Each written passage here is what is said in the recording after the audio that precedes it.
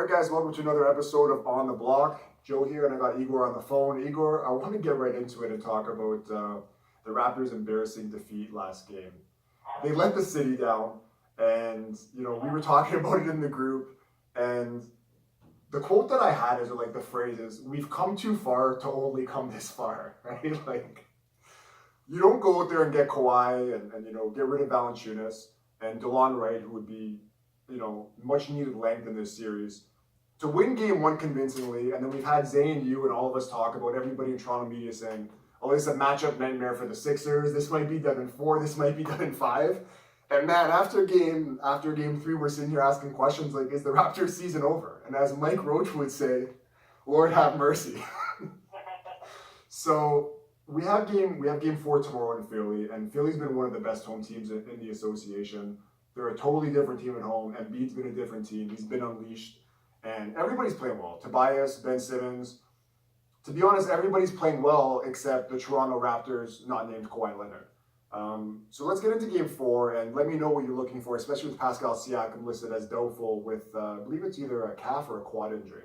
What do the Raptors need to do to have any shot at winning game 4 and come back home tied?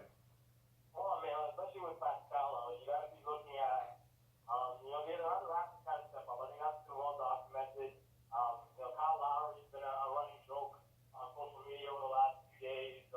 David Copperfield, they've been calling him all sorts of things, regular player. And that's the situation with the Raptors, is that these guys like Kyle, Fred, Serge, Danny's been up and down in the series, Danny Green, but I mean, that's been the biggest issue, I think, for the Raptors, that secondary help isn't coming along. Pascal was having a decent series, not a great series, but I think he was giving Kawhi the help. But I mean, Kyle, he's making $33 million, 7-point games. I think he's averaging 11 points for the playoffs, shooting a miserable 45% from 3. He's going to win games.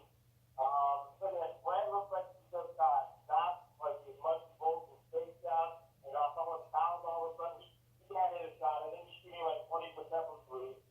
The things are really, without Kawhi on the court, just gone downhill. The amount the lack of creativity, the lack of being able to make the shots. Marcus Gasol looks old and slow. I mean, all in all, get any chance about Pascal to win game 4. It's going to come down to these guys who are having miserable series and some of them miserable playoffs. There's another one, 5 points. He's been outplayed by Greg Monroe. Moose was on the Raptors for the majority of the year, and he's having a much better series than a guy that's getting paid 10 times what he is. And again, James Wiggins, the third, he's not playing Kyle, I'm playing Fred. That's been a big spot for the Raptors. Yes, Embiid had a great game 3. He hasn't had a great series. Again, game 1, game 2, he was really contained. Jimmy Butler went off in game 2.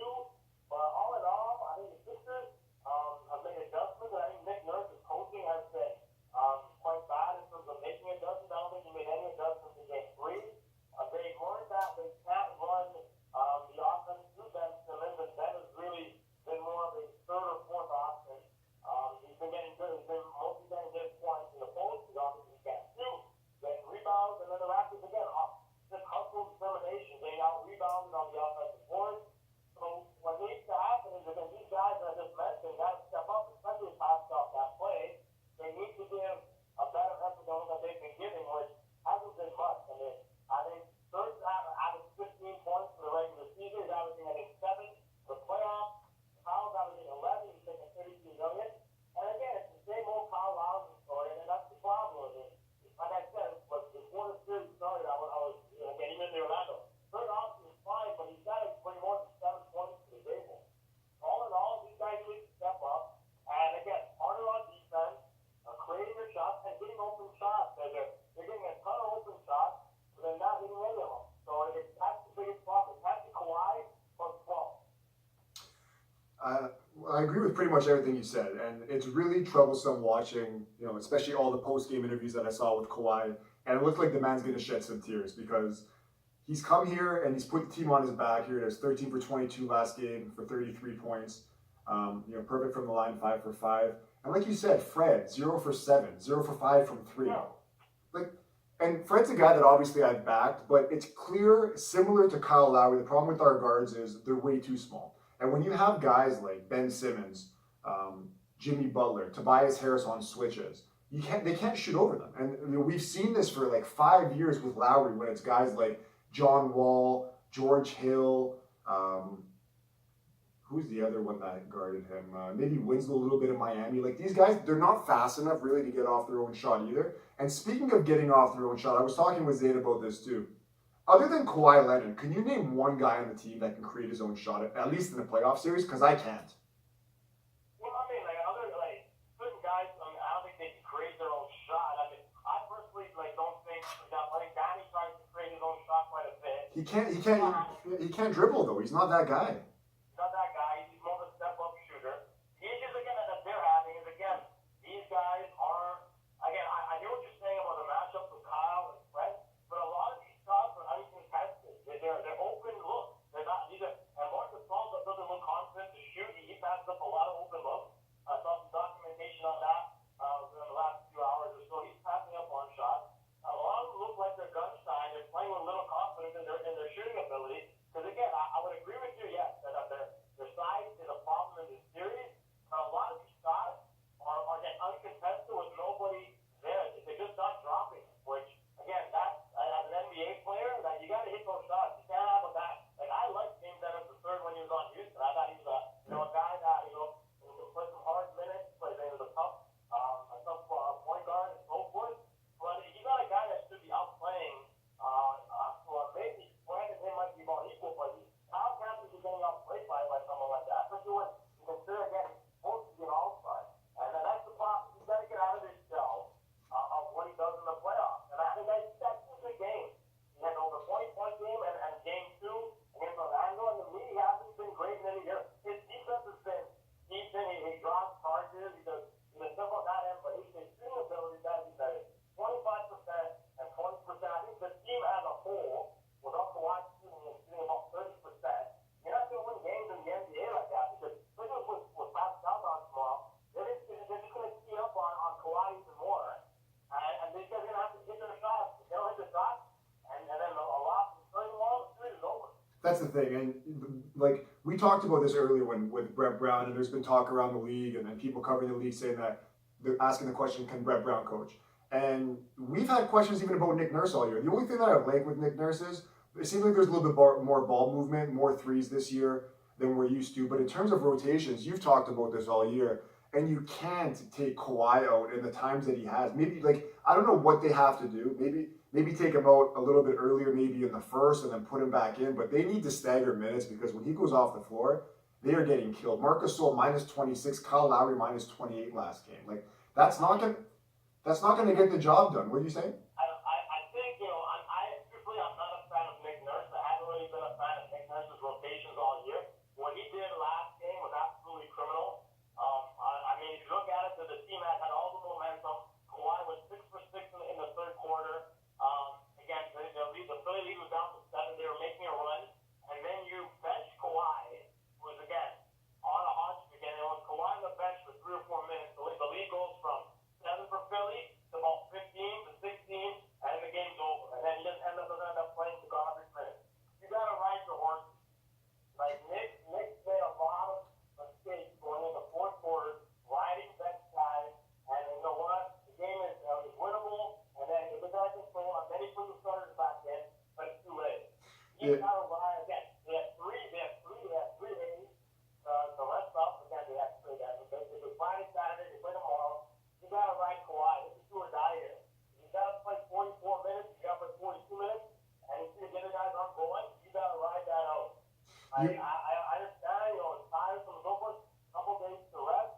It's do or die time, and I think that was what cost them the game. I truly believe you leave Kawhi Leonard in there, that game goes down to the wire, and it's not a blow-up. That's the thing, and we don't. We'll have to do a better job on Embiid. For sure, I think Mark had maybe his worst game as a Raptor in Game 3 in terms of offensively and defensively. But you can see he's also a 34-year-old man that has lost of steps. A few steps, yeah. It's a tough situation there, but Nick Nurse has to do better. He's got to find a way to capitalize on his matchup. Again, it's hard in a sense because they're not hitting open shots.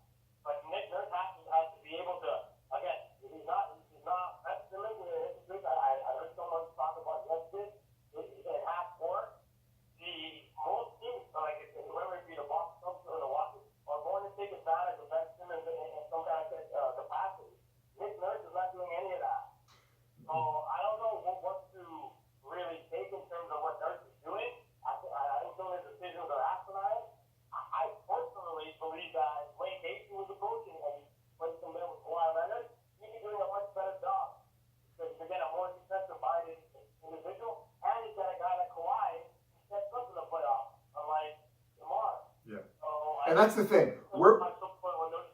Where would this team be without Kawhi Leonard right now? Right? Like, you replaced DeMar, and obviously DeMar's a fine player. The guy's been an all-star, but he might be getting you 20 points on 40% shooting. But I'm looking at Kyle Lowry's numbers now, and I'm just going to probably wrap it up because we only have a few minutes left. But Lowry last game, 2 for 10 from the field, 0 for 4 from 3, and 3 for 5 from the line, right? And that's not going to get it done. And the only to be what? What was that? No, and that's the thing. If your second best player, or with Pascal probably being the second best guy now, even though he's the most underpaid, Lowry's making $33 million. And it's funny, we talked about in the group chat, Kawhi's one of his best friends, the assistant coaches, tweeted $33 million 0 game, and it's tough to kind of defend Kyle there because he's been doing this forever now. He had that game 1 stinker of the 0 points, and then after that he came back, dropped 18 or 20. He's done nothing since. And taking charges is great, playing solid defense is good. But in the playoffs, you're going to need to score the basketball. And this guy hasn't been able to do that. He hasn't looked like himself. And like I've said multiple times on this show, there was a point, I think it was maybe just a year or two ago, over the course of 3 years, Steph Curry number 1, Klay Thompson number 2, Kyle Lowry number 3, and 3-pointers made over the course of like a 3 or 4 seasons. And the guy seems to have, like you mentioned in the Space Jam, lost his talent. He doesn't look confident shooting 3, could be wide open, could be in transition. And the guy's been a proven 3-point shooter, that I will give him. And he's done nothing. If this team has any shot at winning Game 4, Kyle Lowry's going to need to drop at least 20. No questions asked, because especially if Pascal's out. The issue that he has in terms of, like, I hear all, I got to help Kawhi, I got to help Kawhi. I mean, I heard the same thing last year when they were down 3-0, when he made those comments that they had to go into Cleveland and rumble, and then he came up with... In 0 game. Like, you can't be doing that. Like, it's been the same story over 5 years, and again, there's still Lowry supporters out there and so forth. But again, the proof is in the pudding, is that when it comes down crunch time, that the man just doesn't, he doesn't go, like, if there's regular season going into the playoffs, it doesn't happen for him. I don't know what it is, it's a mental block, or he's just not very good under pressure. He'll have a game or two, but then he's not consistent. If he was even averaging 15 points, or even 16 in a playoff, I'd be pretty much fine with it. But again, on 11 points and 25% from 3, that's not going to get it done. You can have a third or fourth option, especially when you got guys like Ibaka and Brett are not really producing either. So, I mean, Pascal and Kawhi are doing a really decent job, but then they really bottom out because you don't know what you're getting out of anybody. Yeah, that's the thing. We're going to wrap it up right now. Marc Gasol and Lowry, both 7 points. Very quickly, just in a sentence, do Raptors win Game 4? They have to win Game 4. I'm gonna say yes. Wow. Because it gives them an opportunity. I think they'll come out hard knowing if they lose in Philly, again, they're not gonna win 3 straight. Yeah. In my opinion. So I predicted Raptors in 6, and that's the only way that's gonna happen. So I think I gotta stick it out, right? Yeah, change it to 7. Raptors at 7. I'd take the Raptors in this game, although it's very hard for me to do it. We're gonna wrap it up only because we're out of time. But we'll reconnect after Game 4, and we'll talk about how this goes in 7. For Igor and Joe, we'll see you guys next time on the block.